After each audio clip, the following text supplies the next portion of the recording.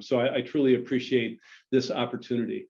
Just a little bit about me. I know there's some great presenters today that you want to get to, and my time will come in the weeks to come. But just a little bit about me. I'm defined by, as we all are, by who we are and who our families are. I'm the 11th of 12 children to my parents. My father grew up with a half brother in Manitowoc. My mother was an only child that grew up in the Sherman Park neighborhood. They got together after meeting at Marquette University and ended up having 12 children. Imagine that. But I'm defined by that. I was educated in Milwaukee at Marquette U, and I've had a 25-year career. I know many of the members. I know many people involved with the Greater Milwaukee Committee. I've worked in the nonprofit sector. I have worked in the private sector. I've worked in government for the last 3 years. As Greg said, I've served as the Secretary of the Department of Administration for the state of Wisconsin, serving in Tony Evers' cabinet. And what we do here at the Department of Administration is we are the state's human resources wing. So we deal with all manner of issues across the 35,000 person enterprise that is state government. We also manage the real estate portfolio, a host of other issues. And what we've done over the last 20 months is we have been on the front lines, especially in the economic response to COVID-19. And so it will be a departure from what I have done, but also a complement, hopefully, to what I have done coming back to the GMC and coming back to Milwaukee. Though, you know, Greg said it's a return to Milwaukee. It's a return to working directly out of Milwaukee because I've never left. My wife and I live in the Brewers Hill neighborhood. We have 2 teenage children who are both in high school, and we have lived a Milwaukee experience. Our kids went from K-3 through 8th grade in the Milwaukee public school system. So we have lived the educational experience in Milwaukee as parents. We are big fans of the community. We're going back to the Milwaukee Rep for the first time this week in many months, and that's something that we welcome. We're sports fans. We're engaged and involved in our community. My wife works at the Northwestern Mutual Foundation, and so we are Milwaukee people, and I am very much looking forward to being able to dig in on the issues in Milwaukee, both those things that make it such a special place and those things that we need to work on together to ensure that we're dealing with for the future. My approach will be defined by who I have been over the last 50 years of my life. My life is, I started with my family. My life and who I am is defined by my relationships. And I hope I have strong relationships in the community, but I'm always working at cementing those, always working at learning more from those. My approach as it pertains to issues related to Milwaukee is going to be informed by what we've all lived through over the last 18 or 20 months with COVID-19. Working in state government, it's been very much of an active, engaging time period. While COVID-19 has affected all of us, it hasn't affected us all. It hasn't affected everyone the same from a financial standpoint. And so working with Governor Evers and the state, we have tried to direct resources towards those areas that have had the most challenges. And that would be like in the hospitality and tourism area, people who needed rental assistance or housing assistance, people in industries that were affected on Main Street in many communities around the state. So that has defined what we have done. I can guarantee you that we haven't done everything right, but we've tried to be agile and nimble, and we've really tried to direct our efforts towards making sure that things got done with a bias towards action. And I think having heard from the membership and having heard from the people in the selection committee, I think that's where we are in Milwaukee, is we want to make sure that there's work towards the scale of changing things that need to be changed, of really celebrating the things that are going well in Milwaukee, and ensuring that we can move forward in a productive, collaborative way. And that's the history of the GMC. It's the history of the membership. It's the history of the leadership. It's something that Julia has set a tone for during her tenure there, and it's something I really look forward to as well. I had the opportunity to sit in on the REI committee conversation this morning, and I was not surprised, but thoroughly impressed by the thoughtful purposeful, intentional efforts that are going on around that. And it's something that as a community, we need to make sure that we're continuing to do. So in the first couple of months, I will be out. I will be having conversations with members. We will be working on updating the strategic plan for the GMC, but really working towards what are those things that we can be collaborating on and acting on, and trying to ensure that we are continuing the legacy that Julia has set, the legacy that the GMC has set over the last 70 or 75 years. And I really am thrilled at the opportunity. I'm looking forward to rolling up my sleeves and being part of that effort with you as time moves forward. So again, I thank you for the opportunity, look forward to it, and look forward to working with each and every one of you in the weeks to come. I have 2 more days. I'm talking to you from my office in Madison. I have 2 more days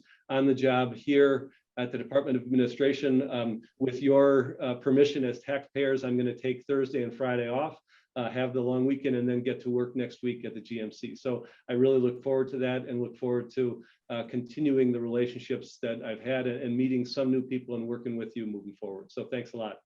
But no, we're thrilled to have you join the organization and to lead the organization and to, as you said, build on all the great work that Julia did. And for those, I mean, to not undersell, you know, the Secretary of the Department of Administration, you know, that is the department known as the Department of All. So that's, I think that's, we're proud to, I think it's a great reflection of the GMC that we've been able to attract someone of Joel's caliber. So, and by the way, if you're going to go to the rep, if you would stop at the St. Kate and have a few drinks, I'd appreciate it. That's, we as you pointed out, hospitality needs you. So with that, let's move on to our, and by the way, we will share Joel's contact information, and you could drop him a note in the chat, but he'll be out to see everybody, and look forward to see where we go. In 2022, one of the solutions we're excited to continue striving for is racial equity and inclusion. I'd like to acknowledge the work you've all done, personally and professionally, to create equity in our community. Today's guest speaker, Ben Hasan, Senior Vice President and Global Chief Culture, Diversity, Equity, and Inclusion Officer of Walmart, is becoming ever familiar with what it takes to create equitable change within an organization. And we'll invite him to share Walmart's story shortly. But first, I welcome Julia Taylor, who joins us for her last meeting as the president and the GMC president, to provide us with the GMC initiative updates. I bet you'll show up at a meeting somewhere along the way. We'll see, Greg.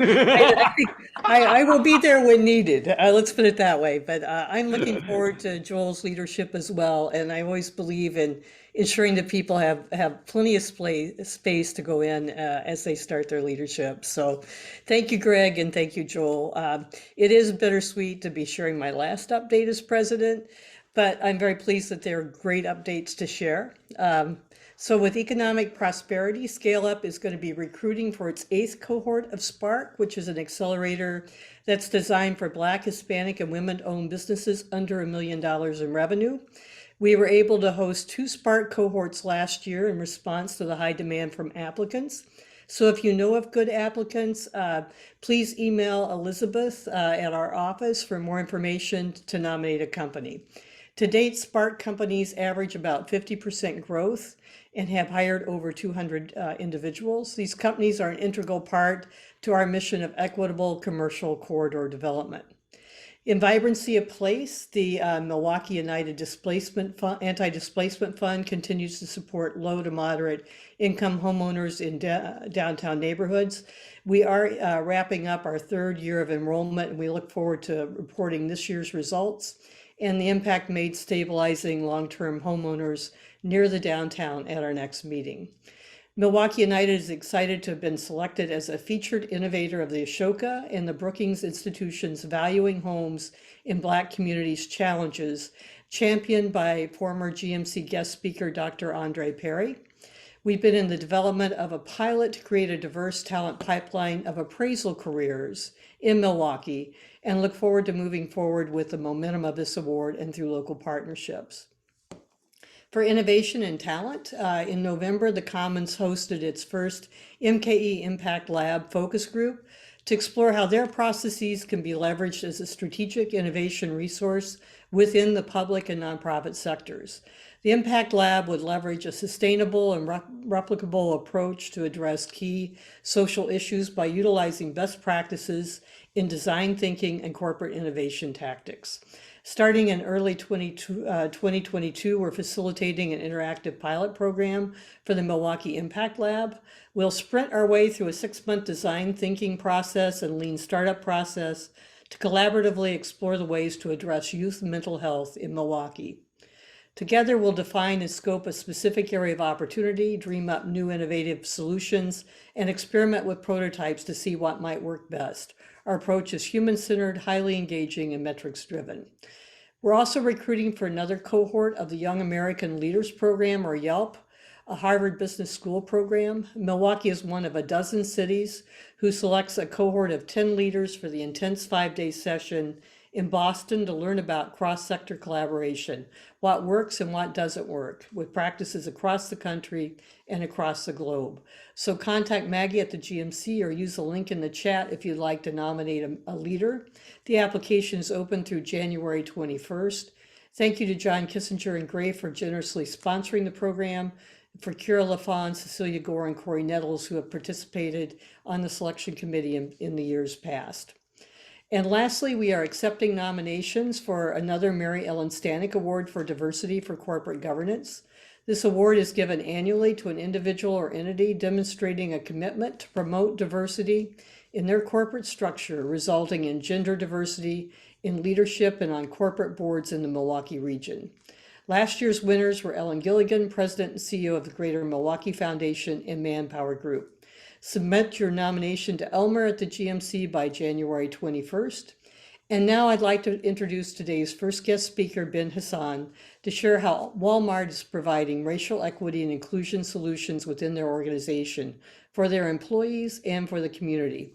We were introduced to Walmart's journey and Ben and his teammates Amber Bauer and Russell Schaefer through their mutual participation in the Racial Equity Institute's GroundWater and Phase 1 training. Our own REI committee participated in this training just recently. Ben joined Walmart's Global People team as a Senior Vice President and Chief Global Culture, Diversity, Equity, and Inclusion Officer in July 2015. In this role, Ben and his team are responsible for the activation and strategic evolution of Walmart's culture, the development of behaviors that embrace diversity, equity, and inclusion at all levels, and the promotion of the company's external reputation as a great place to work. He joined Walmart in 2008 and previously served as Senior Vice President of Strategic Services in Walmart Technology.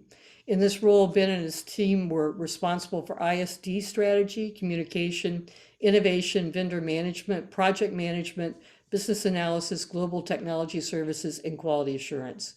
Prior to joining Walmart, Ben worked for 11 years at Dell Inc., where he progressed through several leadership positions before serving as Vice President of Corporate and Product Group Information Technology. Ben was the 2006 recipient of the Temple University Fox School IT Award for Distinguished Alumni. He earned a Master's of Business Administration from Amberton University in Dallas and a bachelor's degree in Business Administration with a computer science concentration from Temple University in Philly. Ben also completed the Advanced Management program at Harvard Business School. He's a board member for several national and local organizations, including the Walmart Foundation, Catalyst Board of Advisors, Ron Clark Academy Atlanta, United Negro College Fund, and the Bentonville Area Chamber of Commerce. Ben will be joined today by Cecilia Gore, Executive Director of the Brewers Community Foundation and co-chair of GMC's Racial Equity and Inclusion Committee, and Ellen Gilligan, President and CEO of the Greater Milwaukee Foundation and advisor to the GMC's REI Committee. Welcome, Ben, Cecilia, and Ellen. Good morning. Thank you, Julia, and hello, Ben. Let me Good morning. Good morning. share that we have a technical difficulty. Oh, Ellen looks like she might have just popped in. Hi, Ellen. Perfect timing. Well, Ben, thank you for being here. We really appreciate you joining us, and we look forward to hearing about the Walmart journey. Can you start by helping us get to know you a bit and talking a little bit about your upbringing, your educational and professional background, and when you bought, what you brought to the role you have now at Walmart. Well, thanks, Cecilia and Ellen, and thanks for that warm introduction. It was really long. She actually covered a lot of what you just asked in the introduction. But I'll briefly say, I love saying, I'm a husband, I'm a dad, I'm a granddad, and I'm a great granddad. And, it's interesting, we sit in these jobs, and so many times, we get wrapped up around the job as who we are. And in many ways, that's not really who we are.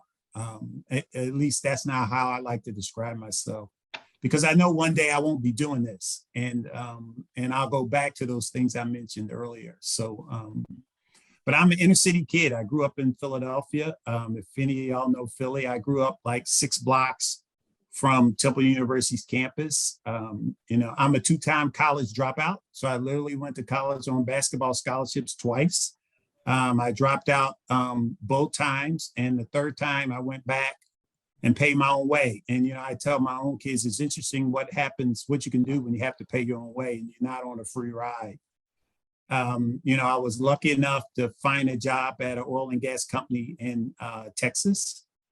So I packed up and left the Philadelphia area and, moved to Texas. I worked at that oil and gas company for 14 years, excuse me. And then I went on to work for what was a startup at the time, Dell Computers. It was a $6 billion company when I joined.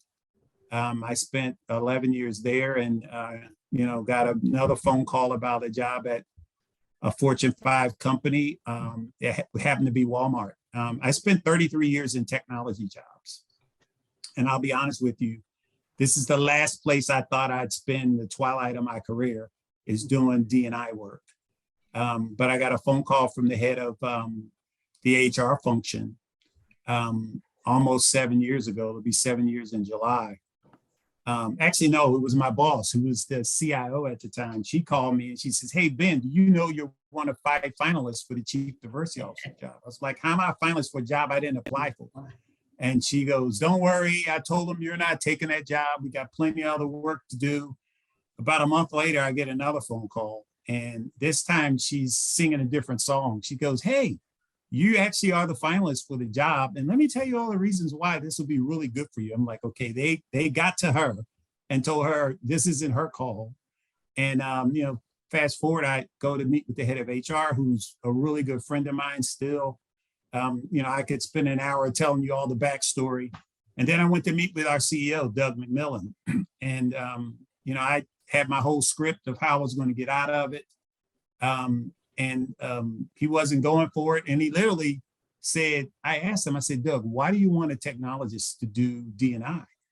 And he said, "No offense to anyone who's done this work for a whole career, but if traditional practitioners had it all figured out, we wouldn't still continue to have all the problems that we're having." He said, "So take your systems background, take a systems approach to the work and see if we can't actually address the systems that are causing the issues that we find in the workplace and in society."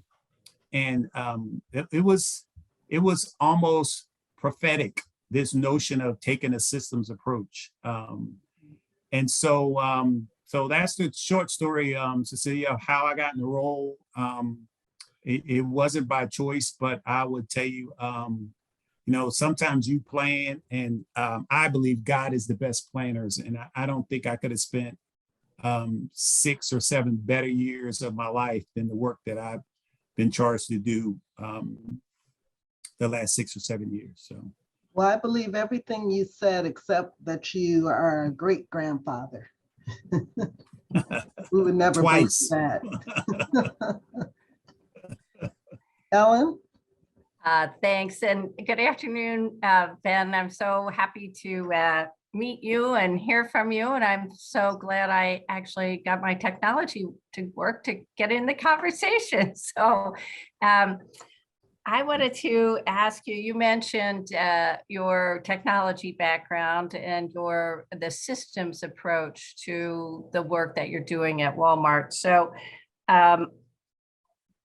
for those who are familiar with the groundwater approach, or those who are not familiar with the groundwater approach, could you talk a little bit about the lake fish and groundwater analogy, the systems level, because you talked about being a technologist and using a systems approach to the work at Walmart. And I think it would be helpful for people to understand how you think about the groundwater framework.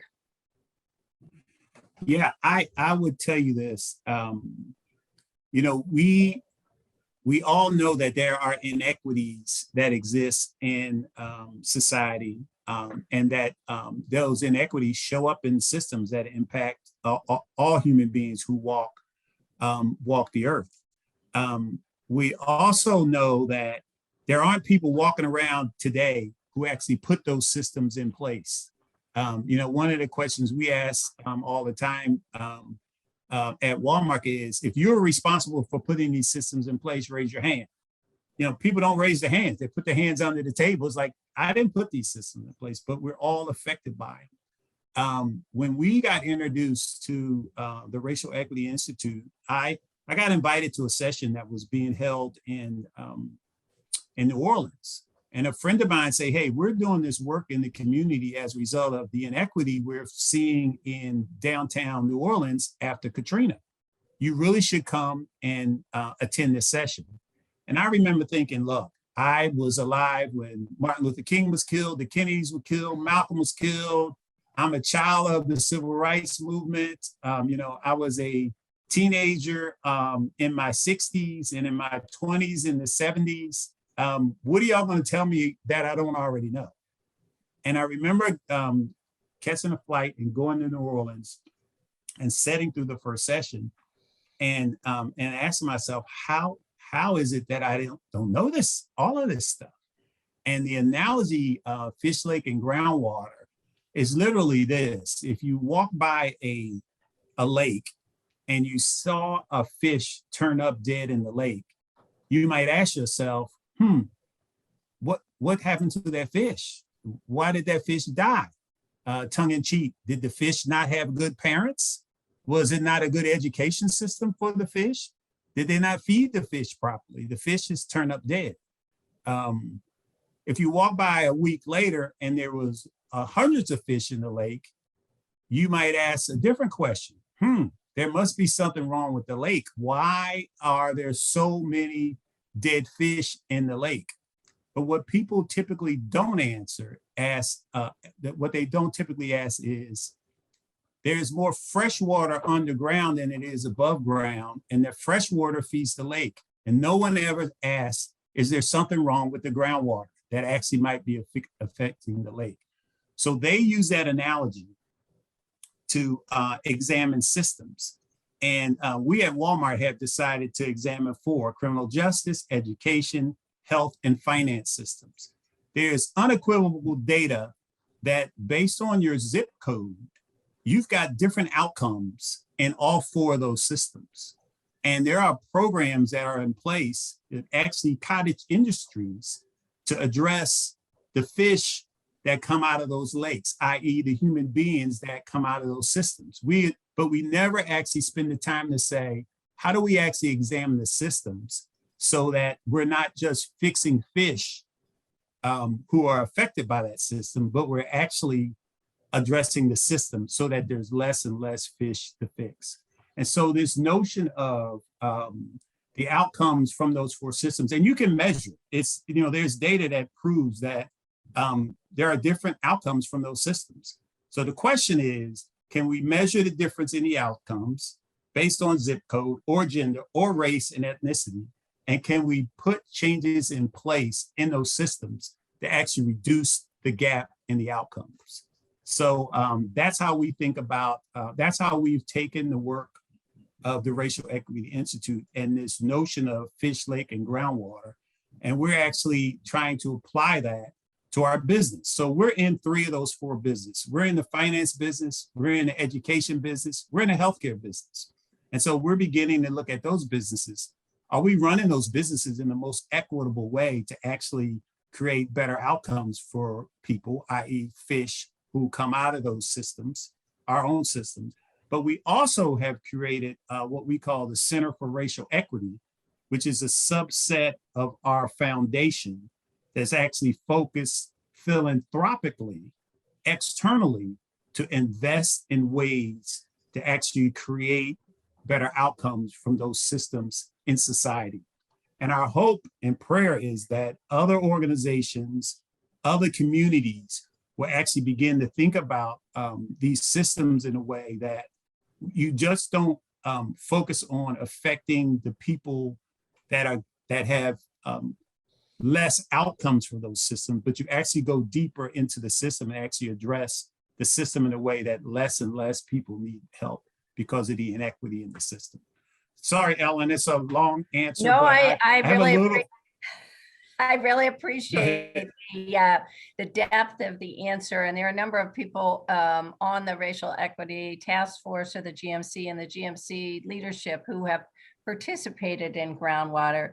And that was a really thoughtful and helpful answer. I'd like to ask just a brief follow-up, which is about how that has created a common understanding across your thousands of employees and your leadership about how to move the work forward. How do you think that has created a framework on which to build your substantial work in these areas? Yeah, I would tell you that the work is hard. We're far from perfect. 1.6 million associates in the US, the majority of which are hourly associates. The work we're doing there is really around definition. Language matters, right? So our definition of diversity, equity, inclusion, culture, we've been consistent on those definitions for 6 years. That's what we're communicating primarily to our hourly associates, and this notion of we want this to be a place of belonging, inclusion, and opportunity for everyone. We know we are a microcosm of the US. What we're seeing in the political environment in the US, we're not naive enough to not think that that same sentiment exists inside our four walls. So how do we actually create a place where people can have their own personal beliefs, but also know when we come together as a company that that we're going to be focused on creating a place of opportunity and belonging for everyone, regardless of your political persuasion, who you love, your gender, your ethnicity. That's the objective. We simply say everyone included. Now, the racial equity is another level of the work. The racial equity work is another level of the work that, again, we brought it in after I went to the session in New Orleans. We offered it to people who had an interest in it, right? It got huge feedback. And in the March timeframe of 2020 after COVID, our CEO called me. He said, "Hey, Ben, I've heard such goodness about this program. Do you think you can get me on a phone call with the executive director?" And I said, "I'm sure I can." So we get on a phone call, and we're in COVID, and we're not holding the sessions because the sessions were in person. And if you've ever been to an in-person session, it is an intimate setting. And so Doug listened to the executive director, and he said, "Do you think you can do it over Zoom?" And I was on the call, and I remember thinking, "Man, they'll never be able." And she goes, "No, we don't want to compromise the integrity of the program." And he goes, "But do you think you can do it?" So I'm sending chat. I'm like, we need to figure this out. So 3 or 4 weeks later, they come back. They say, "We think we've got it figured out." And so the first virtual session that they ever did, they did with our CEO and most of his direct reports and a small subset of us. And I remember that night, Doug had a bunch of questions, that's our CEO, about fish and fish fixing and fish lake groundwater. But he said, "I actually think that every officer in the company vice president and above, we have about 400 of them in the US, should actually go through this session. So since then, I think we've taken about 1,600 Walmart associates through the program online. It's got a net promoter score, which is basically answer to the question, would you recommend this for others? And that score can go from negative 100 to positive 100. The net promoter score cumulative is about a 75. About 99% of our officers have actually been through the program. And it's had an amazing impact on our senior most leaders because there's a common language. There's a common way to talk about the work. I mean, bringing this discussion of race into the workplace is something that anyone who's been in a workplace as long as I have, it's like, nope, don't talk about that stuff at work. Now we've got leaders setting up their own separate sessions to actually have listening sessions about the issues that we've been facing in our society. And I would tell you, it's conversations that I've been here 14 years, we would not have had these conversations 14 years ago, not 10 years ago, not 5 years ago, but it's because of the work. And it's, I mean, it's hard, it's gut wrenching. If you've been through the session, I mean, I've watched people walk out of the session boohoo crying, I can't believe I didn't know this. We've also had people come out the session going, I'm not sure I believe all this. And one of the things that we always say is do your own research, right? I love what they say. We don't come anywhere that we're not invited, and we're not trying to convince you of anything. All we're trying to do is spark your interest to actually learn more about the history of this country. There's one of the other sayings we still shamelessly, and I promise I'll shut up, is diagnosis dictates treatment. And we have an issue in this country around race, but we don't talk about it. And if you're a doctor, a physician, any professional who's trying to solve a problem, you actually take the time to diagnose before you dictate treatment. And this is one of those topics that many times people just want to go, well, let's just go do something. Let's make an announcement of what we're going to do without actually diagnosing the problem. We also steal shamelessly from Brian Stevenson saying of, you have to be willing to get proximate to the problem and keep and maintain hope, even in the face of what seems like a dire situation. Conversation is what brings human beings together. Many times we don't take the time to do it. So I said I'd shut up, Cecilia and Ellen, so I'm going to be quiet. We don't really want you to shut up because what you're saying is very interesting, and I think it'll be helpful for us as we move forward in our journey. But if you would talk a little bit about how you're measuring the effectiveness of your racial equity programming now that it's launched and you have so many individuals that have agreed that this is a good strategy. Do you have measurement in place? Yeah, so we literally, we have a whole what we call inclusive leadership education curriculum that some we've curated, some we've developed, some we've written our own. REI is just another component of that leadership expectation, inclusive leadership expectation curriculum. And we've got a survey that goes out after every session. There's 5 basic questions about the content, how applicable it is. But our primary measure is that notion that I mentioned earlier, net promoter score. Would you recommend this program for someone else? A net promoter score of 10 is pretty positive, quite frankly. Our net promoter score for this program is 75. We have officers who literally will sign up to take their whole team through the program. One of our senior leaders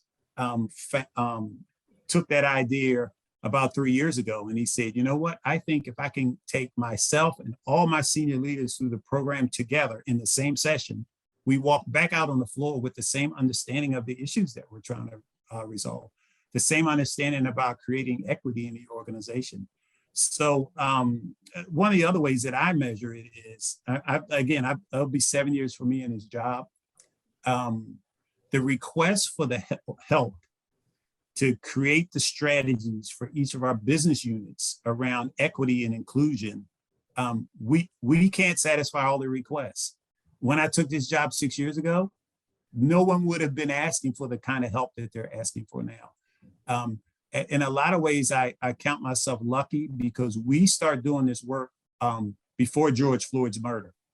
A lot of my peers, I've spoken to about 45 chief diversity officers since George Floyd's murder, all asking questions about how are you getting funding? How are you getting strategy? How do you get your CEO involved? When do you speak out when things happen in society? And we had an opportunity before George Floyd's murder to work some of those issues out versus a lot of people are in these new chief diversity officer job, first time the job was ever created at their company, first time they've been in the job, no funding, no staff, and no real support from the senior most person. I'm a firm believer in that the senior most person in the organization. I'll tell a quick story. After I took the job, after trying to get out of it, Doug asked me to come back to his office. And he said, okay, now you got the job. What can I do to help? And, thinking back, I didn't know what to tell him. I mean, look, I'd never been a chief diversity officer. So you know what I told him? I said, Doug, you speak eloquently about our business, the importance of integrating our digital business with our physical stores in a way that we can delight customers and it becomes seamless. And they can buy what they want, when they want, anytime they want. I said, at the end of that conversation, just say, and I want this to be an inclusive place for everyone. And I remember him looking at me saying, that's all you want me to say? Give me some more language. And I said, no, Doug, that's all I need you to say, because if you start talking about inclusion, inclusion of everyone, which includes white males, because many times white males feel like this talk about diversity and inclusion does not mean them. And it does. The fact of the matter is we need them at the table more now than we ever did before to actually move the work before. And they have to feel like that this includes them. When he said that and starts saying it every time, people began to go, okay, this is like part of the business strategy. This is not something separate that sets off in the diversity office, but it literally is part of our business strategy. We believe that people who feel like they're in inclusive environments, a place of belonging, do better work, their health is better, and they're going to treat customers in a more inclusive way. Obviously, we're not perfect. I mean, any of y'all come in our stores, we're not perfect. But we also know that setting this aspiration is a really important thing for us. So those are some of the ways that we actually are measuring our progress. Thank you, Ben. I feel like we could spend the afternoon listening to your stories and listening to your examples. So I'm just going to keep pushing these questions forward until Heather or somebody else tells me to stop. But I wanted to ask you about how this approach and your grounding in the groundwater philosophy and training has affected your philosophy or policies related to hiring, development, and retention. I loved your example of just asking your CEO, Doug, to just talk about inclusion and belonging as a first step, but could you say a little bit more about how it's affected your practices? Yeah, I can. I would tell you that, and again, the thing about this work, my belief is you can't jump to the work that we're doing with REI starting from zero. So if you're not doing any of the work, then I've recommended to a lot of different chief diversity officers who they hear about this program. And it's like, oh yeah, I want to put the program in place. I'm like, you got to put the foundations in place, right? You got to put language in place around what do you mean when you say diversity, equity, inclusion? Get it documented. You need to publish what your strategy is. So we were lucky that we got to do some of that before we got to the Racial Equity Institute. Our talent acquisition group has a team that's focused on D&I in the talent acquisition group. So they dotted line work with my team to make sure that diversity, equity, inclusion, and culture is part of the talent acquisition strategy, so that it doesn't set aside. We have this belief that D&I needs to be embedded in every step of the HR life process, from recruitment to retirement. And our leadership and learning and development group also has a team that's focused on D&I in the leadership, learning, and development group that liaisons back to my group.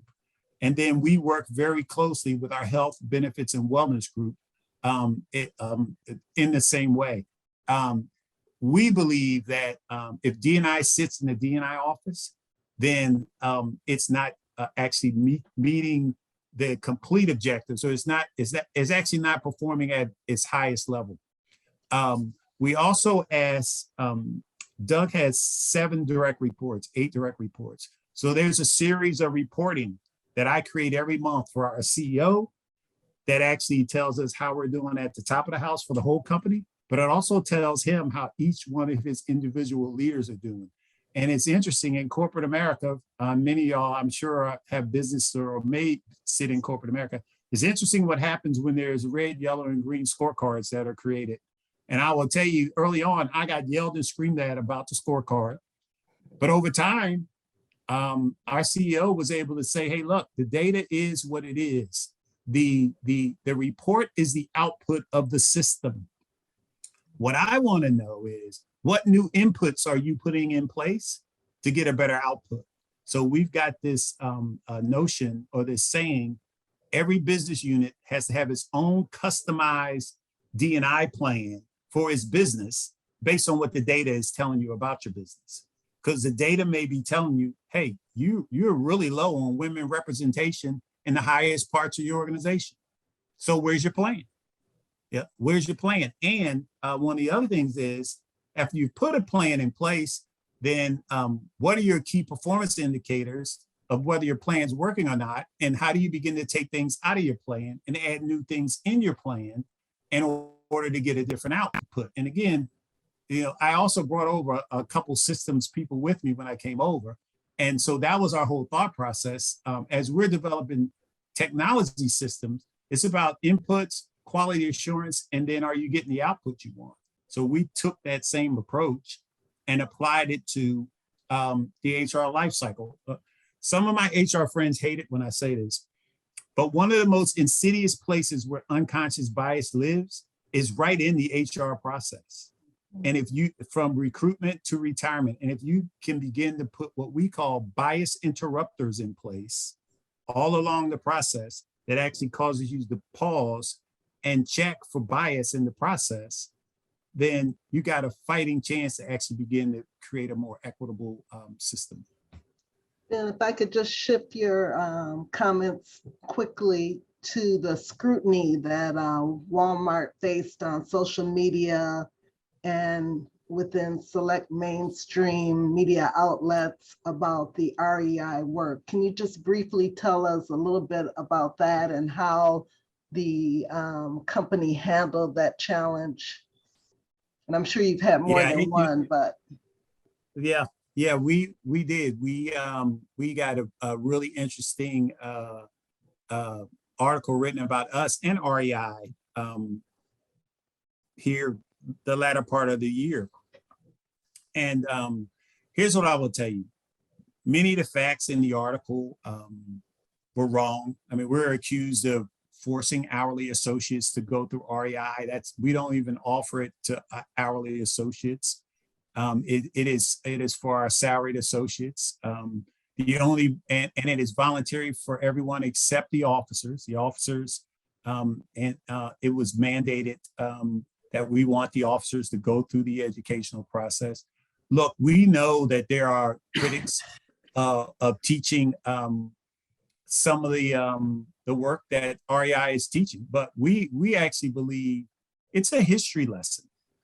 We also believe that you can go and research the history that REI is quoting. You can go and pull the books and make your own determination of what's fact-based and what's not. I would tell you this, the CEO called me after the article came out and he goes, "Are you worried?"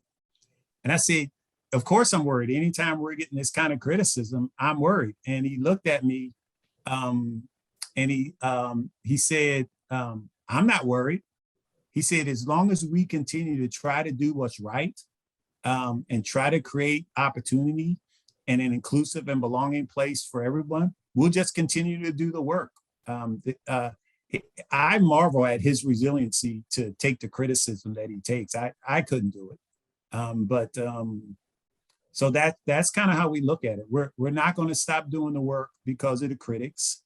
We know everyone's not always going to agree with the work, but we also believe that that allowing people to explore the history of this country that causes us to be so situated in a non-accusatory, blaming and shaming way creates a set of common understanding and an empathy for people who don't have the same lived experience.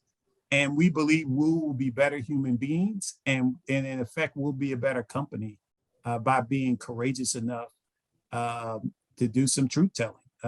Another one of Brian Stevenson's favorite quotes is, "There'll never ever be any repair, recovery, or reconciliation until there's some truth telling." And he goes on to say, they've done it in Rwanda and they've done it in Germany. Yet we haven't been courageous enough to do that same truth telling here in the United States. And I think, we think, at least inside of Walmart, that we'll be a better company if we're courageous enough to have a little truth telling without shaming and blaming, and including everyone in the conversation in a way that will be better off after we've had those conversations. Those sound like words of advice and closing thoughts. I know, I believe that's the question Ellen's going to ask you, but did you have anything else you wanted to add? Or did you, Ellen? No, I was just going to ask that question, Cecilia, so go ahead. And the question is really, what kind of closing thoughts would you have for the membership of the GMC as they either begin or continue their journey in this work based on your experience? You obviously are very far along in your journey at Walmart. Some of our members are further along, some are just beginning, but do you have some words of advice and wisdom? Mostly I love the stay with it. It's hard work and courage. Takes courage to do it, but I don't want to take the words out of your mouth. I'd like to hear your words of advice for our GMC members. Yeah, I would. There's one other comment I want to make, and you can probably take it as closing advice. One of the early on statements that we began to make was, how do we move away from just compliance-based D&I, just enough to stay out of courts, just enough to say we're doing something, just to comply? And how do we shift to a neuroscience and a social science approach to the work? So the social science approach to the work was where we ended up with REI, where how do we talk about the societal impact of inequity and the history of it, and how we might begin to address the systems that will continue to perpetuate it if we don't actually do systems work, groundwater work. The neuroscience piece I didn't mention at all. And early on, before we started on the social science piece, we actually began to work with a neuroscientist on, there's a book by Daniel Kahneman called Thinking Fast and Thinking Slow. And the neuroscientists we work with, work is aligned with that work. This notion of we all have a fast brain and a slow brain. I'm a tech nerd, y'all, so bear with me. And all of our unconscious bias actually lives in the fast side of our brain. We're making decisions every day. 95 to 99% of our waking hours, we're living out of our fast brain. The caring, thinking, loving, understanding human being we all think we are actually lives on the slow side. You don't spend hardly any time over there. So, and what problem does that create? The problem it creates is we are, and your speaker earlier said, we are a conglomeration of our education, our experience, our background, and things we've experienced. We have not experienced everything. No human being has. So we've got blind spots that we don't know about. And I love using this quick analogy. This is the difference between fast brain, slow brain. If I ask you 10 times 10, everybody has an answer. That's a fast brain answer. If I ask you 97 times 46, we all shut down because you got to shift over to your slow brain to actually do that math. And some of y'all are probably pulling out your calculator right now and want to text me the answer. So why does this matter? And this is everybody's brain that operates like this. The brain is constantly trying to conserve energy. It burns glucose, and it burns more glucose if it goes to the slow side of your brain, less if it goes to the fast. So we are making decisions with our own unconscious bias. Our first reaction to difference is almost always a non-inclusive one. And this goes all the way back to when man was in caves and on plains, because we were the weakest mammal. And when we saw a difference, it's like, oh my God, is that danger? Or is that food? And is it food that I could actually get? And so we began to use this to help leaders understand when you're dealing with other human beings that are not like you, your first reaction is almost always going to not be an inclusive one. But we can actually rewire our brains to pause and not act on that first reaction. And it was interesting, Ellen, as we took that work to our senior leaders, we took this neuroscientist and sent him in a room with Doug and his directs. And when Doug came out, he goes, that's the best explanation. And this was before the REI work of why we should be doing this work that I've ever heard, because he does it without a shame and blame approach. He doesn't blame anyone. It's all based on science, and all our brains operate like that. And we think that matters, again, in the HR life cycle, where bias, unconscious bias shows up and we don't even know it's showing up. So I know I'm probably way over time. I want to say thank you. You can tell I love talking about this stuff. And I love when there are communities that are interested in trying to address these issues in the community. So I wish y'all all the best. And if there's anything we can ever do to help, myself, Amber, and Russell, we're happy to do that.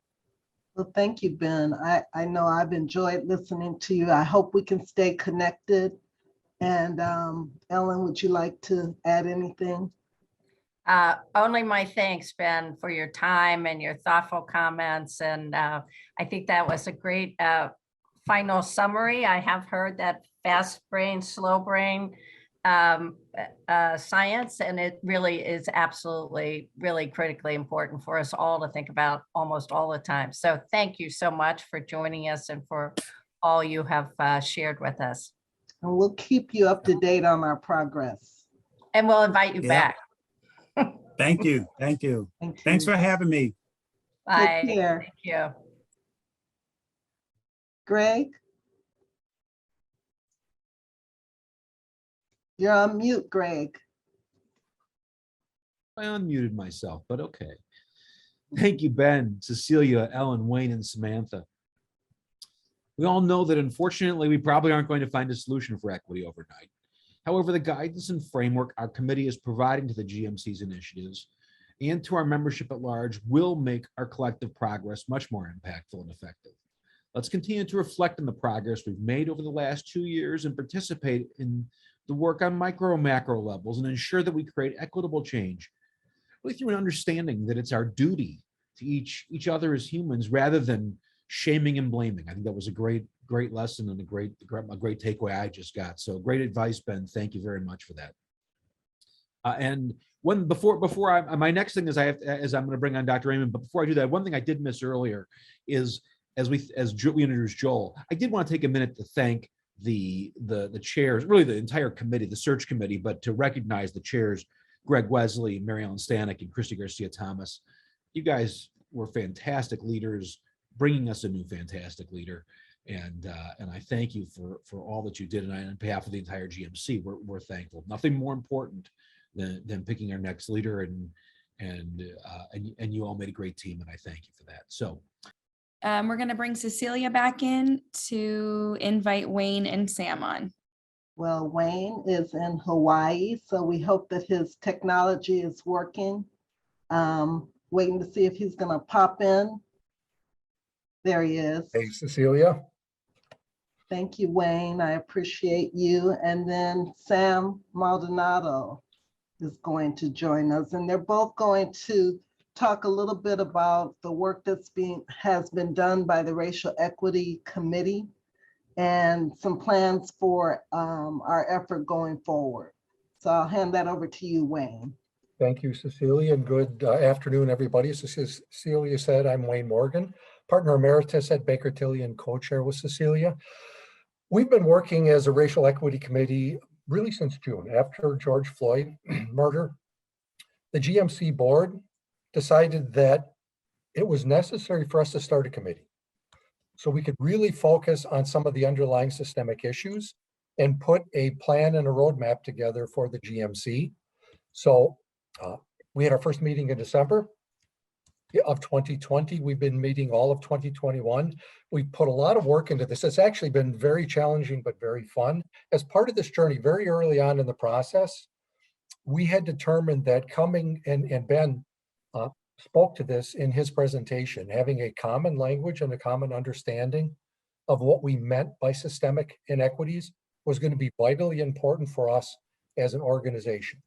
So the committee, we have a committee of 35 members, and there's some of the members from GMC that have already been working on racial equity and diversity initiatives in their organizations. This understanding and belief that we needed a common language was really paramount to most of our early meetings. We received significant advice from independent third parties, and through that journey, we were introduced to REI, the Racial Equity Institute. And we were then, through REI, introduced to GroundWater, the exact same process that Ben and the folks at Walmart went through. So we had leadership for REI go through the 3-hour GroundWater training. We liked that so much that the entire 35-person committee and many members of the GMC board went through the comprehensive 2-day phase 1 GroundWater training with REI. And as Ben indicated, it was powerful, emotional. I would say it was amazing with such a diverse group of individuals as we have on this committee to walk out of that training and all really have the same observation that Ben did. How in the world did we not know some of these issues? A wonderful process of focusing us on the underlying systemic issues in a non-political and very fact-based way. And in fact, we loved it so much that we have recommended and the board has approved, we will be making the 3-hour GroundWater training available to all members of the GMC in 2022. 3 hours sounds like a lot, but trust me, and call any member on the committee if you would like some individual advice. This will be one of the most meaningful and powerful and beneficial 3 hours that you will spend. So this will be coming up in 2022, and it will get us all as a organization, I think, on the same understanding platform that the committee is and that Walmart is. And then finally, we thought it was vitally important that even though we're very proud of what we're doing as an organization, GMC, in racial equity, we wanted to have an independent third party look at the GMC and perform a racial equity audit. So we have contracted in early January with the consulting firm of Gilbert and Associates. In fact, they're who initially introduced us to GroundWater. In the first quarter of 2022, they will be performing a very comprehensive audit of our racial equity process, procedures, programs, everything that the GMC has been doing. They're going to give us a comprehensive report in March and a gap analysis so that we can use that as a portal to make sure that the GMC is meeting its ultimate goal of becoming and helping members, organizations to become anti-racist. One final and very important step in this initial process of 2021 for our racial equity is a survey. that we are going to be utilizing that will be sent out to membership in early 2022. And Sam Maldonado from our task force would like to spend a few minutes explaining to you as members what the survey will entail. And we strongly encourage you to help us out by filling out the survey. So Sam. Wayne, thank you so much. I was worried you were about to steal my thunder. But just like Wayne said, and previously what we heard from Ben from Walmart, sharing practices, sharing resources, sharing learnings, sharing opportunities, this is how we can all get better. And so in the coming weeks, we'll be distributing from the GMC a survey, a racial equity and inclusion survey that we ask wholeheartedly and in earnest that you complete on in behalf of your organization. So it's going to be however much information you want to share. If you want to, share your information and identify who you are as an organization. If you want to keep it anonymous, we'll aggregate the information so that ultimately we can share it amongst our members with the intent, again, of a rising tide raising all ships. This has to be a shared responsibility, shared equity approach for us to really work from the inside out to really drive improvement in the means of equity, representation, access, advocacy, diversity, representation throughout our community. And as you are thinking about your own journey within your organization, others starting new, others having gone through this for a while, recognize that. There is no shame, there is no blame. We are all coming to this from different points of view, different perspectives, different timelines. Use this opportunity to learn from your peers, learn from others that have been in this work for a little bit longer, and share what you've learned, share those opportunities so that we can all continue to get better. We will be again sharing some benchmarking opportunities, sharing resources. More finite decisions will be made about how to disseminate the information, if it's like a listen, learn, read approach to different themes and what have you. But it really is an opportunity to share that time, share those treasures of learnings and opportunity, and really show how you are positioning DE&I work as an important pillar within your strategy as an organization, right? We a lot of times say, let me see your priorities, show me your balance sheet. And so if we're looking at where resources are allocated as it relates to D&I, this is again showing us how you are positioning the why of why this work is important within your organization that will ultimately affect retention, engagement, hiring staff, retention of staff, reducing turnover, appreciation, recognition, so that we can move those that are seen as underrepresented into more leadership and management level roles, and then we can continue to thrive and grow where we need to do so. So again, long story short, in the few coming weeks, we will be having a racial equity and inclusion survey coming out to you. We wholeheartedly and in earnest ask that you complete it. Should you have any questions, of course, please reach out.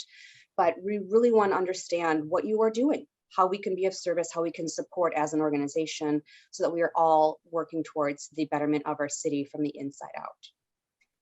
And with that, I will hand it back over to Greg to bring us home. Well, let me welcome Dr. John Raymond, President and CEO of the Medical College of Wisconsin, for a COVID-19 update. Good afternoon, everybody, and thank you, Greg. Just going to try to run through really the kind of wild last 3 weeks that we've had with a new emerging strain of COVID-19, and to bring some facts to the conversation. As always, I am assisted by Ali Namadi from our Institute for Health and Equity, who provided the data analytics. And I also want to just say, Ali was just accepted to a doctoral program at UWM in information science. And I hope that when he's done, he'll come back as faculty member at MCW. So congratulations to Ali. Next slide, please. These numbers probably don't mean as much as they would have before because they're so astonishingly high. And it is going to be difficult to compare the numbers that we're seeing with Omicron to really anything that we've experienced before with the Alpha, Beta, and Delta strains, because Omicron is so explosively contagious. And these numbers probably grossly understate the burden of COVID-19 disease that we're experiencing in our community right now because of a shortage of tests and because people that have access to home antigen tests may not be getting PCR tests done. So these numbers are simply PCR confirmed numbers. So starting at the top left, our 7-day average case count is approaching 8,000 per day. And just to put that into context, during the wave that we had last November and December, two Decembers and November ago, 13 months ago, we almost peaked at 8,000 for a couple of days. So we are in a quantum different situation right now. And the numbers are trending unfavorably. The percent positivity by test is high and getting higher by the day. It's 27%. And the R numbers are substantially over 1. And again, because we're really not capturing all the people that have COVID-19 right now, I'm sure grossly is an underestimate of the R value. In Milwaukee, similar numbers, 7-day averages 1,800. That actually exceeds the single day high that we had back at the end of 2020. Our percentage positivity by test is extremely high, and our R value is also very, very high. The next slide, please. Deaths, and hospitalizations, which at the end of the day, because Omicron is very likely to not be quite as severe as the previous strains, are what we need to be following. So our 7-day average daily deaths are 21. That's actually been stable through most of Delta and now the transition to Omicron. Hospitalizations are approaching our all-time high at over 2,100, and the highest that we reached in November of 2020 was almost 2,300. And I will talk a little bit about the difference between hospitalization because of COVID-19 versus hospitalization with COVID-19, because I think for the first time in the pandemic, that distinction actually is meaningful. Having said that, though, our ICU census is higher than it ever reached at the peak of the 2020 November surge, and the high was 475 a few days ago, and the trend continues to be unfavorable. Our ICU occupancy and hospital bed occupancy remains really unsustainably high. And recall that we have been in this situation now for the better part of 4 months. And our ICUs here in southeastern Wisconsin also are at all-time highs and trending unfavorably.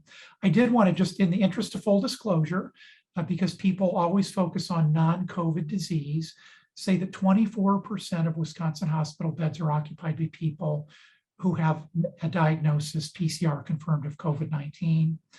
And I do want to say that Omicron is still a bad disease. 11.4% of the people hospitalized with COVID-19 are still requiring ventilators. And that's not substantially different than what we were experiencing with the other strains of COVID. Next slide, please. Okay, you can see here in screenshots captured from the Department of Health Services on data that were published last Friday, and those are the last available data for us. Recall, there's no reporting on the weekend, and that Monday and Tuesday numbers are variable because of difficulties with reporting. So we usually hang our hat on the Wednesday and Thursday numbers of the week. Having said that, knowing this is old data, you can see a tremendous surge in cases on the upper left, where you see the circle, new probable cases, and the percent positivity. Looking at the bottom, though, we have not yet seen a significant increase in deaths. Next slide, please. I will admit that the DHS changed their color scheme for the burden of COVID-19 disease in each county, and I can only go back 6 months, so I can't change the colors. But you can see that in November of 2020 on the left, red is bad and dark blue is almost as bad. We really had a severe problem with high case burdens in the state. We were doing pretty well about a year ago after we started giving vaccinations, and we're doing great through July the 4th when Delta hit us, and now we're dealing with Omicron, which overtook Delta very rapidly and surpassed Delta in the state of Wisconsin right around Christmas time. And right now, more than 96% of the sequences, and again, these are maybe a week old, being reported are Omicron. So really, we're dealing almost with a completely different disease. Having said that, you can see on the right, our case burdens are tremendously high, either critically high in the dark red or very high in the tan. Next slide, please. So just a couple things, new perspectives. We really have to rethink what we know about COVID because Omicron is so different. And we have less than 2 months of experience with the Omicron variant. We heard a little bit about it, I think, the day before Thanksgiving, and some initial reports coming out of South Africa. And now it is the predominant strain in South Africa, Europe, and the United States. And case counts, as I said, are higher than ever due to the massively increased transmissibility of Omicron. And I do want to say case counts still matter, but only in the context of a broader set of metrics as we learn more about the coupling of cases of Omicron to hospitalizations, ICU use, and deaths. And we're still learning about that. So temporarily, we can't use these case counts to accurately predict hospitalizations and deaths from COVID-19 like we were comfortable doing with the previous strains. Now, the cases of Omicron are estimated to be 1/3 to 1/2 as likely to result in hospitalization and death as the cases of Delta COVID-19. So that's good news, but I do want to make sure that milder does not necessarily mean mild. Despite anecdotes of people that have basically felt like they've had a cold, many people getting Omicron are missing work for a significant period of time and are describing their symptoms, although not hospitalization worthy, as amongst the worst that they've ever had in their life. Now, a substantial percentage of hospitalized COVID-19 patients have what we would call incidental infections. In other words, patients that were admitted to the hospital for non-COVID reasons, were tested on the way through the door, and were found to have a COVID-19 infection. And so that's why there's a lot of discussion right now about distinguishing hospitalization because or from COVID versus being hospitalized with COVID. Now, I want to make sure everybody thinks about this in a way that's meaningful. Incidental does not mean insignificant or trivial. And the reason I say that is that Omicron complicates the clinical care environment for the practitioner and for the patient. It exacerbates comorbidities, and it will clearly increase both morbidity and mortality from non-COVID-19 diseases, both at the individual level and complicating their care and diminishing their positive outcomes, but also at the systems level because our hospitals are full and many of our healthcare providers are sidelined right now, either with exposures or with COVID-19 cases. So again, I want to stress that although Omicron causes fewer hospitalizations per case of COVID-19 than Delta, because it's explosively contagious, this massive new number of infections has filled our hospitals and sidelined many frontline healthcare workers, and not really surprisingly, many frontline workers in just about every industry in our economy. So the next month is going to be challenging for us in many, many ways. Next slide, please. Just a little background on Omicron, and we did review this last month. It can be pronounced a number of different ways, and you see those up there. It's also called the B1.1.529 variant. This was first reported out of South Africa right before Thanksgiving of 2021. And it is different than any strain that we have dealt with before, both functionally and also structurally. It has 4 mutations, many of which make it more transmissible and which change the protein composition in the spike protein, raising concerns about immune evasion, some of which have actually borne out. It has been detected in nearly every country now and every US state. And as I mentioned, it is the dominant strain, and it has outcompeted and virtually extinguished transmission of the lethal Delta variant, both in South Africa and in Europe and the USA here in the Northern Hemisphere. It is much more transmissible than the highly contagious Delta strain. And just in terms of mitigating risk for yourself, cloth masks probably are not particularly effective in reducing your exposure to the Omicron strain. So if you have access to a well-fitting surgical mask or N95s, at least for the next few weeks, it would be prudent to upgrade your mask. And the reason I say this is I don't have a fatalistic approach about maybe eventually getting Omicron, but we cannot have all of our healthcare workers, our essential workers, and our population getting sick at the same time, particularly because our hospitals are full and have been full, our capacity has been strained, and we have many healthcare workers that are not only exhausted, but sidelined. Now, we also know that previous infection with other strains of COVID-19, the beta, the alpha, and the delta strains, were so-called natural immunity, and vaccines provide less protection against Omicron. So those concerns about immune evasion are partially correct.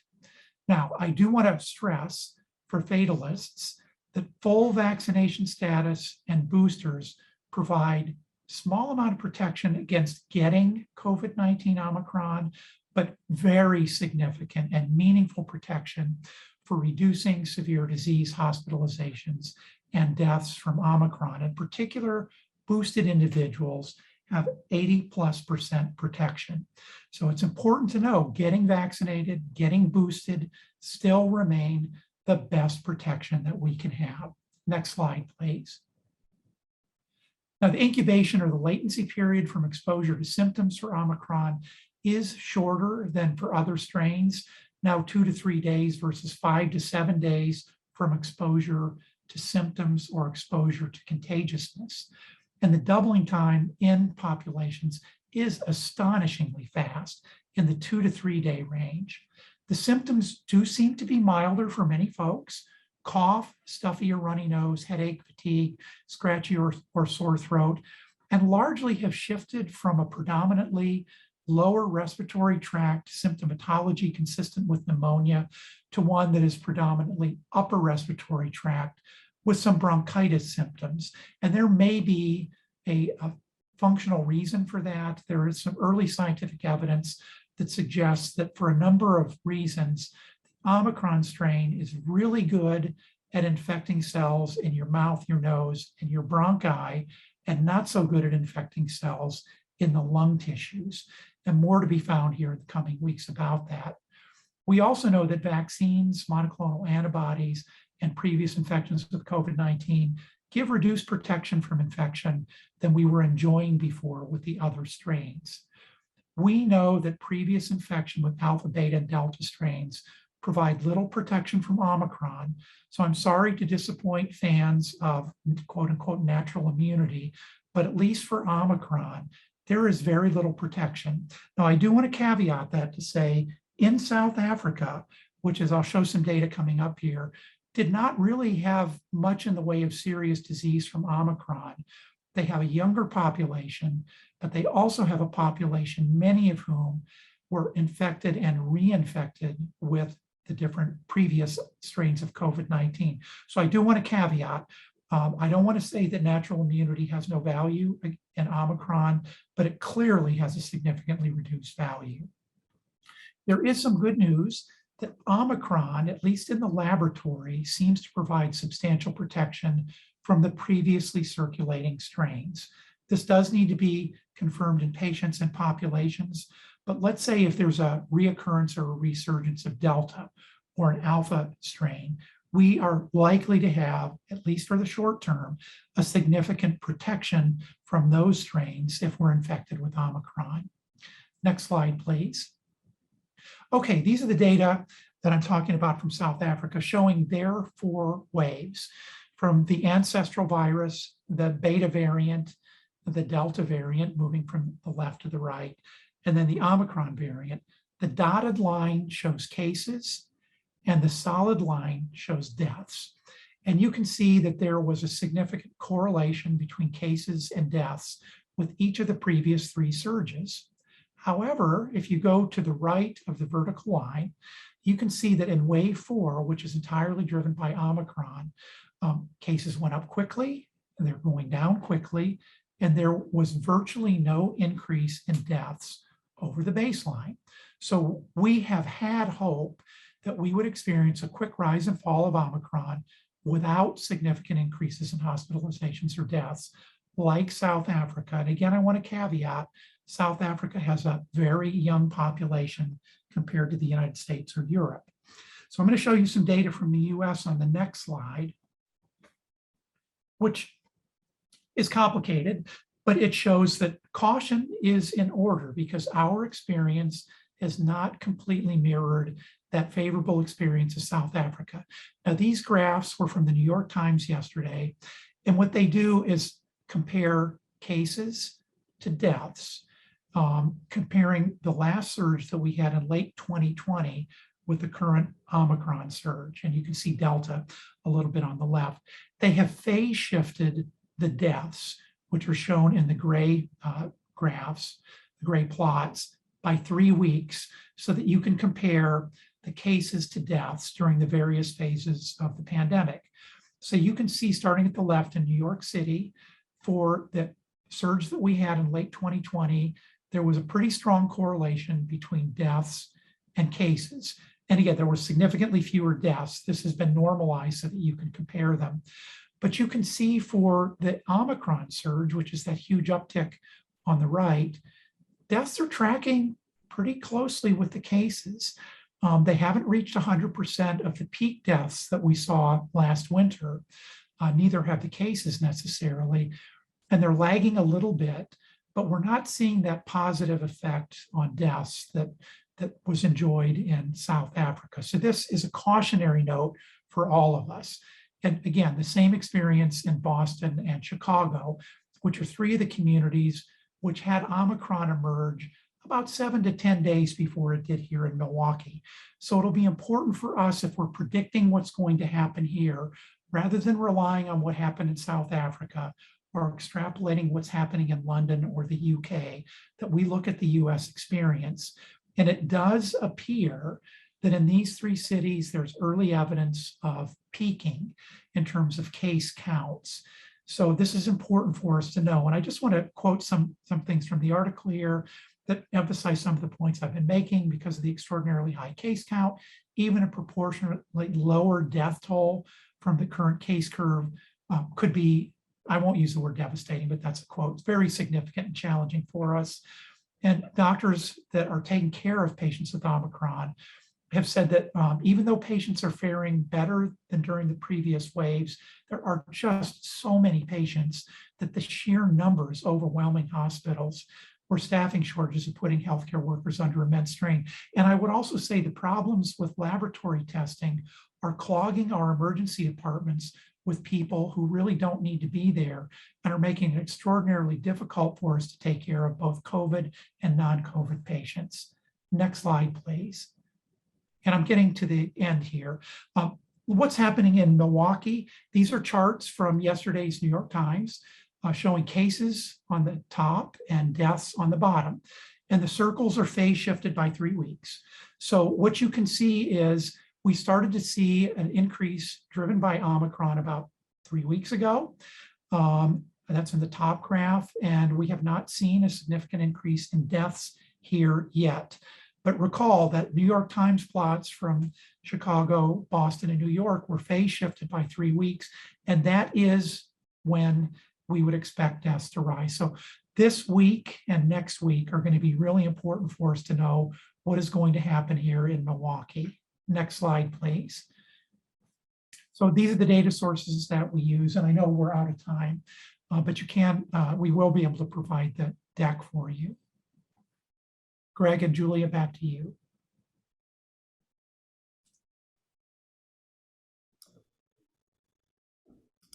Thank you, Dr. Raymond. The importance of vaccines cannot be overstated. And by the way, since we're quick overtime question for you, Dr. Raymond, what is the difference between vaccinated and unvaccinated, in terms of what are your chances of something bad happening? Well, if you're not vaccinated, your likelihood of dying is 10 to 15 times higher from a COVID infection. And again, those are numbers based on the previous strains, but we'll extrapolate those to Omicron. Your risk of hospitalization is more than 10-fold, and your risk of a severe symptomatic infection is 6 to 10-fold higher. And I would say that even with increasing numbers of vaccinated individuals and the breakthrough infections that are getting a lot of press, that 85% of the people in hospital because of COVID-19 are the unvaccinated, and they represent only 1/3 of our population. That explains it. Thank you. Please get your boosters and continue to encourage your employees to do the same. Healthy Milwaukee, healthymke.com is still a reliable source for local testing and vaccination sites. And I'm sorry we're running late, but something really important that we do need to do, and I ask you to indulge us and to stay on, because we do want to take a few minutes of the meeting to honor Julia Taylor, who's retiring. we didn't have time. We didn't have time for all 200 members to provide a farewell to Julia. So we thought that we asked that everyone send in one word that they thought described Julia best. And it was depicted in this word cloud, which I just think is just fantastic. I looked at those words, and Julia, you should feel great seeing this is what people think about you. And it's, what more could you ask for? My favorite one, actually, which is really interesting. I don't even know if it's a word, but watercolorful.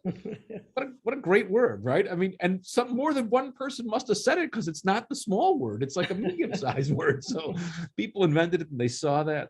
I thought that was great. But, I think the other important word is inclusive. And you think about the membership that we have at the GMC, it expresses inclusivity. And in a way that didn't just happen because it's the thing to do now. It took years of effort on lots of people's parts under your leadership for that to be the case. And so, we thank you for your foresight and your vision, because that's really important. And lastly, committed. And it talks not about being committed, but in terms of to be committed, like something should happen to you because you've been here for so long, but being dedicated.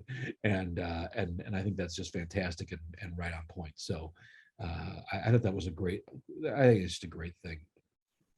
And you're going to hear the themes of commitment and inclusivity and watercolorful as you hear her story. Julia H. Taylor has been president of the GMC since December of 2002. She grew up in Indiana and graduated from Ball State University, majoring in English and philosophy and minoring in art. That's watercolorful, right? Now you may wonder, how did Julia get to Milwaukee? Well, she was recruited here to be president of our local YWCA, where she managed a $40 million annual budget, addressing solutions for racial justice and affordable housing. In 2002, Julia was hired as president of the GMC. During her nearly 20-year leadership tenure, we've seen many initiatives and region-wide successes. Fairly immediately, Julia's ability to convene and collaborate was put to the test with the successful launch of Milwaukee 7, our region's economic development partnership with MMAC.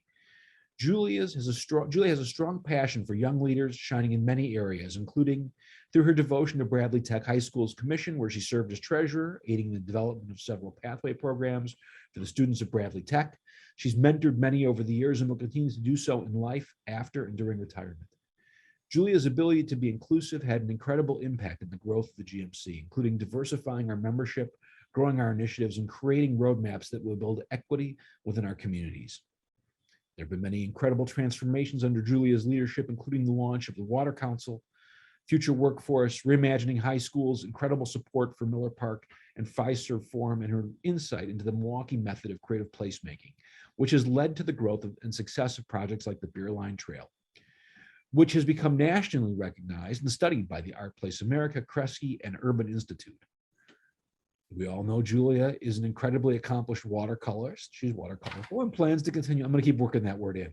And plans to continue painting into retirement. Her paintings can be found during a local gallery night at Lake Park Bistro or even the governor's mansion. Her passion for art and the Beer Line Trail are a perfect combination for a memorable retirement gift. Julia, on behalf of the board of directors and the GMC staff, who've all and the entire GMC, we're gifting you with an honorary art installation on the Beer Line Trail. Wow. With the help of Daryl Johnson and our friends at Riverworks, this piece will be a part of the expansion plan and linear park installation set to take place in the next 2 years. And one other word that I do want to talk about, Julia, that is on there is leader. And, that's maybe not a more important word for a group that is about leadership. That is what the GMC is about. It is about leadership, and you are a leader's leader. And with that, we all are grateful, and we thank you for all that you've done in the last 20 years and for putting us on the path where we are, on a great path of success in our community. You've made the place better than when you started. What more can you ask for? And so, Julia, with that, I'd like to ask you to say a few words. Okay, well, thank you, Greg. That was wonderful. And that's a big surprise too with the art installation. So thank you. I did a little math over the weekend. I think this is my 163rd membership meeting. And I think I've been a part of almost 80 GMC board meetings. And I don't know how many committee meetings, but the great thing about the GMC is that I know there are people that are on the Zoom call who have participated in just as many meetings as I have or more, because it's such a dedicated group of leaders.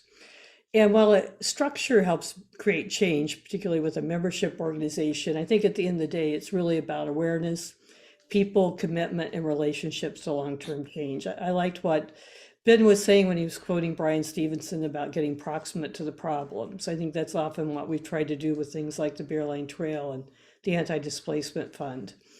And I've been so fortunate to work with all of you over the years. I've had 10 amazing board chairmen and a chairwoman, a wonderfully thoughtful, creative, and dedicated board, and one of the best teams that I've ever served with in my entire career. So when people are asking me what I'm going to miss the most when I retire, it's not necessarily the meetings, certainly not the politics, nor the media. It's going to be the friendships and the relationships formed over the years with all of you and with this community. And I especially want to thank you, Greg, for taking on this transition among this time of transition of COVID. You've been a wonderful chairman, and I think you've really led through this historic pandemic and the transition of leadership incredibly well. I think that in 30 years, when we look at the future about what this impact of 20 years been, I hope that we have a stronger, more connected, more equitable, and economic, prosperous community and region. And I think that the main thing I'd like to see is that the most vulnerable in our community, our children, thrive and flourish. So I want to thank you for the wonderful privilege to lead this wonderful, highly influential membership organization creating the best Milwaukee ever. My congratulations to Joel. I was really pleased when I learned it was Joel. And quick little story, Joel and I and Tim Sheehy and Patrick O'Brien were the ones that went to Cleveland, Ohio to look at the first models that became Milwaukee 7, regional economic development groups. And I think Joel's first child was either being born then or had just been born, which gives you an idea about how long ago it was. But I've worked with Joel for a long time, and I am excited about the leadership he's going to bring to the team, to the community, to the GMC. And I'm looking forward to even better things to happen, because I know that Joel, along with each of you, is going to take the GMC in our community to even greater heights and even greater good. So thank you very much, Greg.